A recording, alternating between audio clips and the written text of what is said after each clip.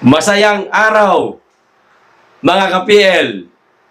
Pero, malungkot na balita itong ihahatid ko po sa inyo. Alam nyo bang, sa kaparusahan po humantong ang paghingi ng isang kadete sa relo ni Mr. President? Samantalang noong nakaraang administrasyon, former Rodrigo Roa Duterte, meron din namang humingi ng relo sa kanya, mga ka-PL, pero hindi naman po napatawan ng parusa.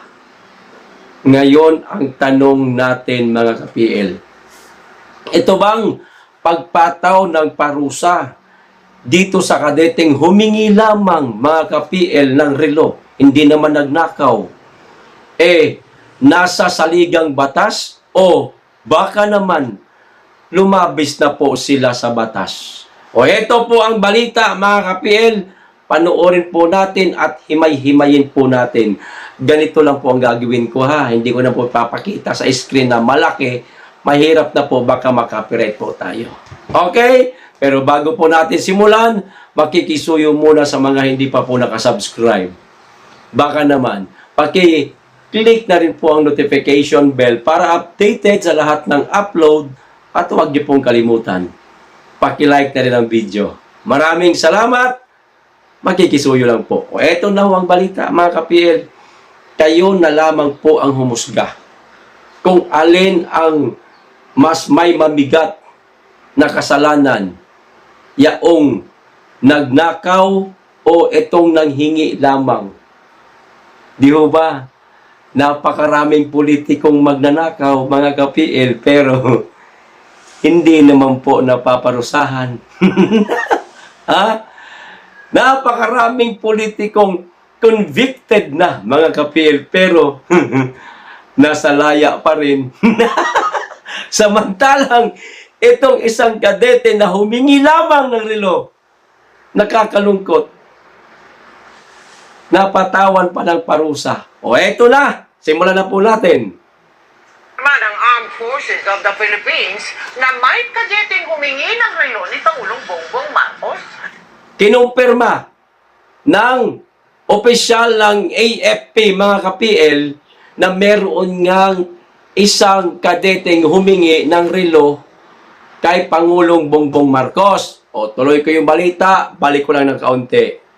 Kinumpirma ng Armed Forces of the Philippines na may kadeteng humingi ng relo ni Pangulong Bongbong Marcos sa isang graduation ceremony noong Mayo. Kasunod ng mga naging pahayag ni Vice President Sara Duterte noong Biyernes. Yes. Pero hindi umano ito karaniwang ginagawa at hindi katanggap-tanggap. Kaya pinagtawa ng parusa ang naturang. Hindi di umano ito, mga ka-PL, pangkaraniwang ginagawa. Kumbaga, hindi ito yung sinasabi, mga ka-PL, na tradisyon. Ayan. Tuwing magtatapos ng pag-aaral ang mga kadete, merong isa na manghihingi ng relo sa sinumang pangulong nakaupo. So, hindi ito tradisyon. Hindi rin daw ito, mga ka-PL, katanggap-tanggap. Kumbaga, parang may kabastusan yata, ang ibig nilang sabihin dito, mga ka-PL. Ano ho? O, tuloy ko yung video, balik ko lang po ng kaunti.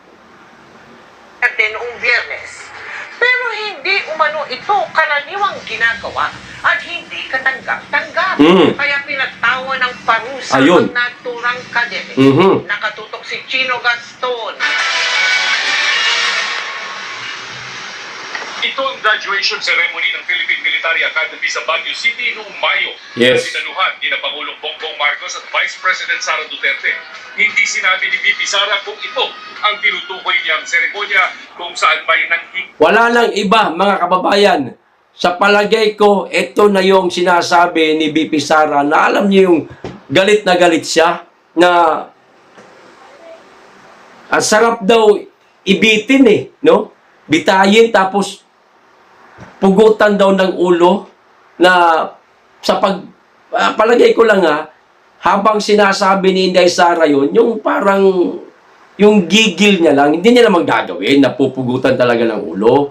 Kumbaga, yung expression na lang ba, yung galit niya, sa sinabi niya na lang, ipinakita o ipinaramdam sa tao kasi hindi naman talaga niya kayang gawin yan. Di ba? Galit na galit si BP Sara doon dahil nga tinanggihan. Maliban sa tinanggihan, pinagtawanan pa ang kadete.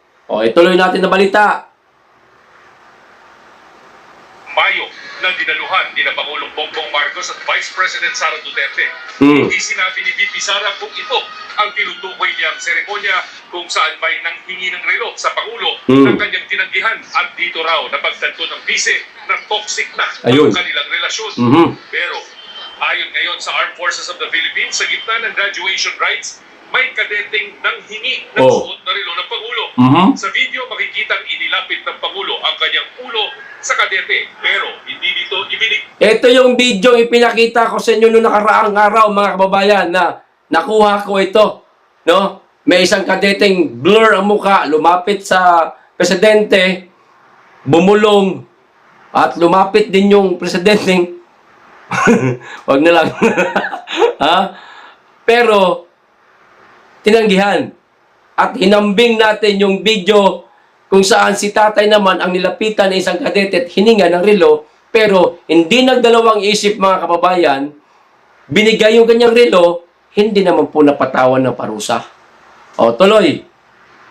Graduation rites, may kadeteng nanghingi ng suot na relo ng Pangulo. Sa video, makikitang inilapit ng Pangulo ang kanyang ulo sa kadete, pero hindi dito ibinigay ang kanyang relo. Sabi ng tagapagsalita ng AFP, hindi ito karaniwang ginagawa ng mga kadete at hindi ito katanggap-tanggap na asal. Ayun. It's actually an identity and does not reflect the overall culture and training within the academy. It happened with the cadet. Ito, ang ano dito is in a moment of euphoria. He was facing the president and he made a mistake. This behavior is neither common nor acceptable. Ayon sa AFP, pinatawan na nakaukulang Ayun. parusa ang kadeteng naka-assign ngayon sa Philippine Air Force. Hindi naman siya mistake. Upon Pinatawa ng parusa, pero hindi naman daw po na-dismiss. Yun nga lang, bakit kinakailangan pang patawa ng parusa?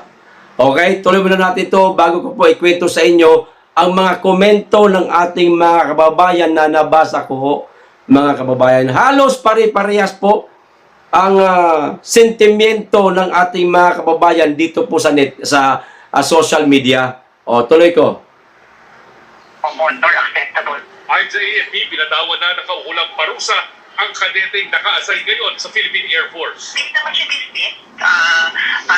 Upon learning about the incident mo, take action agad yung PMA. Noong 2019 PMA graduation ceremonies, may ganito ring insidente na paghingi ng relo sa Pangulo ng isang PMA cadet. Noon, ibinigay ni dating Pangulong Rodrigo Duterte ang suot niyang relo. Para sa GMA Integrated News. Ayun na, mga kababayan. Inulit pa ng balita ng nakaraang administrasyon, nagbigay din ng relo. Pero wala naman pong napatawa ng parusa. Yun na nga ang tanong ng ating mga kababayan. Ito bang pagpataw ng parusa naaayon po sa saligang batas o baka naman lumabis na po sila sa batas? Ngayon, ang nabasa ko po sa mga comment ng ating mga kababayan dito sa balitang ito, mga kababayan, bakit daw pinarusahan? Kumbaga, sumama din yung loob nila. Hindi naman di umano nagnakaw itong kadete, kundi nanghingi lang. Tulad nga ng sinabi ko kanina, mga ka-PL, napakarami di umano mga politiko dyan na magnanakaw sa kaba ng bayan, halata na. Masyado ang nakawan, rampant na, mga ka-PL, ang korupsyon sa bansa, pero hindi naman po pinaiimbestigahan. Kapirasong sinabi lamang ng nakaraang Presidente Rodrigo Roa Duterte na buksan ng libro. Bakit hindi mabuksan-buksan? Meron pang mga politiko na convicted na talaga. Ikukulong na dapat nasa rehas na pero nasa laya pa. Merong sa Senado, meron din sa Kongreso. At marami pang mga nakaupong elected official ngayon na meron pong kinasangkutan ng kung ano-ano mang kaso na karapat-dapat lamang sanang makulong, pero walay, mga ka-PL. Di ho ba? Kung ito man, mga ka-PL, nasa saligang batas na bawal manghingi ang isang kadete, lalo na't may nabasa ako isang comment kanina, ang sabi, paliwanag nung isang nag-comment, bawal daw talaga manghingi ng anumang bagay ang isang kadete sa mga elected official. Dahil daw, baka makasanayan nila ito, mga ka-PL, sa oras na sila on duty na. Lumapit sa mga politiko at manghingi ng kung ano-ano. Yan ang iniiwasan dyan. Pero, nasa batas ba talaga na dapat parusahan? Bakit hindi inabisuhan itong mga kadete bago sumampa sa entablado na bawal yang gagawin ninyo kung manghihingi kayo ng relo? Di sana naiwasan ito, mga kababayan. Hindi ho natin malaman kung sino ho dito ang may mali. Okay? At hindi rin po natin alam kung ito ba talaga nakatatak po sa ating saligang batas na bawal manghingi. Kasi yung nakaraang presidente, hindi naman, di ba? Hindi naman pumalag, hindi naman nagpataw ng parusa. Na para sa akin, mga ka-PL, ang ibig sabihin ng paghingi ng isang kadete ng relo sa kasalukuyang presidente, double meaning. Bakit? Pwede ko bang hingin ang inyong relo, Mr. President, na sa English, watch? Pagtingin, mga kababayan, double meaning ba?